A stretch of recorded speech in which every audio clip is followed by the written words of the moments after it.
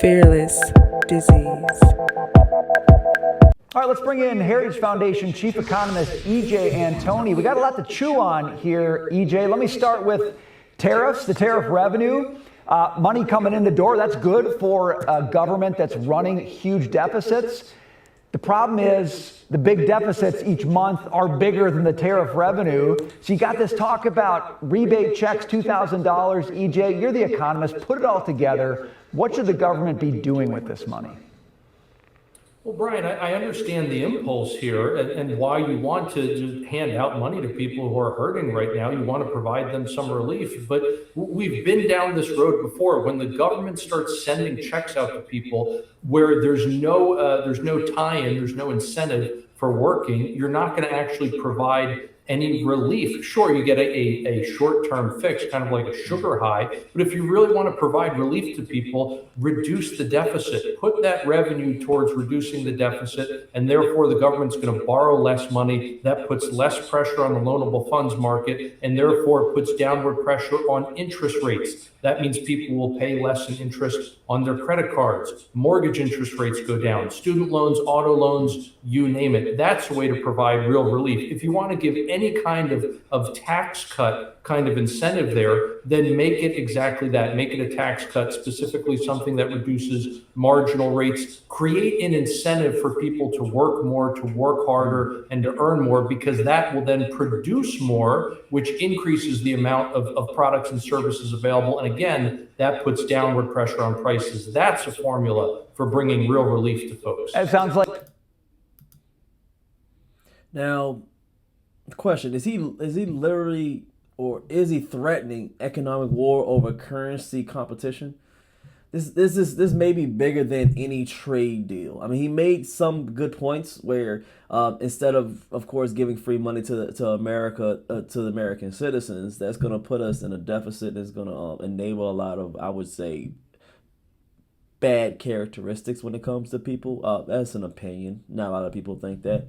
I do. But on the backside, that does put a lot of debt on America. And with these tariffs, we'll get into more, but listen to a little bit more before I give my full opinion on it. Like a very supply side recipe to the economy. But let me ask you this. If the Supreme Court rules against these tariffs, are you concerned about the economic impact of maybe having to pay that tariff revenue back?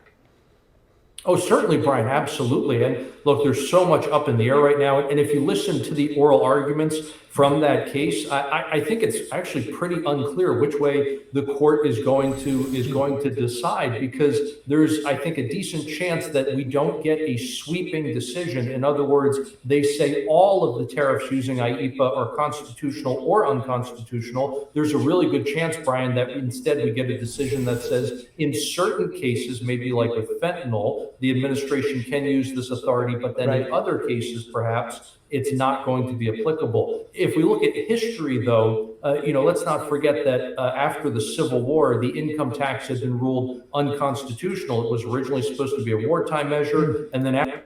See, hold on. I want to stop it right here, because you have to listen to what they're saying. The dollar has been the world's reserve because we had the biggest stick. Now they're building a new table, and in some instances, people will see that Trump is just ready to flip it. He's ready to flip it. And what he's explaining here with the Civil War is making a lot of sense. We've done this in the past. So after the war, everyone said, wait a second, the emergency's gone. Why do we still have this emergency measure? So that money, however, was not refunded to folks, which means I think there might be precedent here to not refund tariff revenue in this case. I like a little mid-19th century history to shed some light on this subject. I want to ask you about this, though, as well. So Fortune magazine being shredded online for their claim that, quote, blue-collar jobs are plunging for the first time since the pandemic. Okay, so I think you've got a little debunking to do on this. Give us the reality on blue-collar jobs.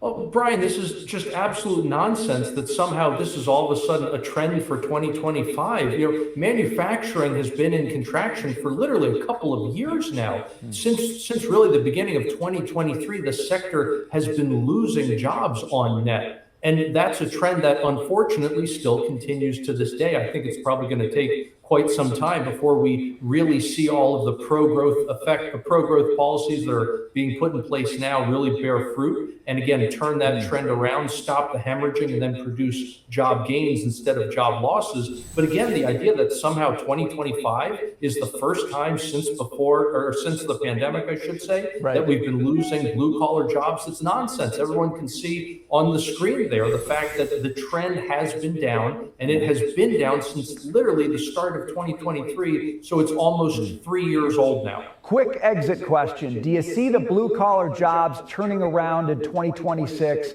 with the new tax bill? I do, because not only of the pro-growth measures within that tax bill, Brian, but also because I think the administration is fine-tuning their tariff strategy, regardless of what the Supreme Court does. And I think that's going to be very, very beneficial for consumers and workers alike. Okay. You know, that makes sense. I mean, we lean towards the blue collar workers, and they're talking about the jobs and everything like that. There could be some truth to that. Everybody has different data and different statistics when it comes to the charts. You can't believe everybody's chart. Whether you're on the red side or the blue side, you can't believe it 100%. You would have to fact check different variables just to see what's the correct one. But besides that, getting back to the tariffs part, like I said earlier, if you keep on giving free money to people, it's going to raise a lot of things. It's gonna create an incentive that you don't need to work. It's gonna create an incentive that everything is given to you. That's the back part of it. But there is a need to give people money that are really unfortunate, and sometimes that blends in to the people that don't really need it, that really need it. So there's always a fine line with that. We're always going to be at odds with that. Like I said, if you're on the red side or the blue side. Now my thing is him going to a point where he giving, like I said, that 2K tariff, the tariff, it has to continue to stay in place. That's what I believe. It has to stay in place with other countries, because we have to let other people know that we can't give out free things forever. That's not a good thing. We got to show that we have strength and respect over here in the USA, and getting rid of the tariffs would really take us back years of strength that we've done built over not even decades, centuries. That's what makes sense to me. Let's get to some of these comments, see what they're talking about.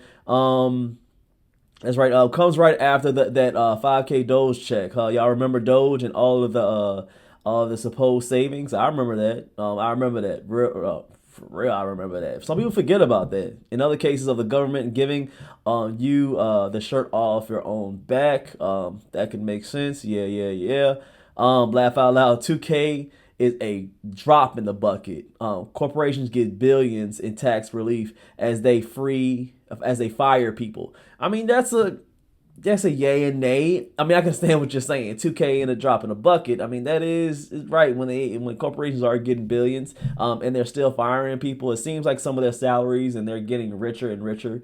And in some instances, I can see what you're talking about.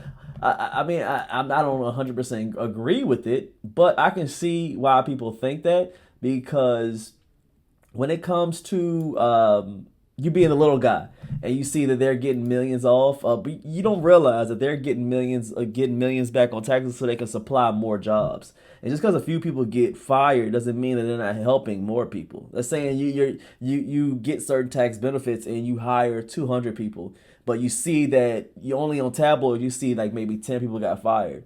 I mean, in ratio, they helped more than they kind of like, I would say, I wouldn't say messed up people, but you get what I'm trying to say, man. You got to look at the big picture. You can't look at it as a small picture. You can't do that. You can't do that at all. The government needs to get rid of the Heritage Foundation and the League of Nations. Those are worthless departments of government, need to be dismantled. I mean, that's your opinion, man. And as we end up, I want to know what your opinion is. Put your opinion in the comments. Let me know what you think about the tariffs, and think about these blue collar jobs that they say that they're going away when the statistics may show that they're growing. So let me know in the comments what you think. Let me know if you appreciate us. We'll see y'all tomorrow. We appreciate you guys.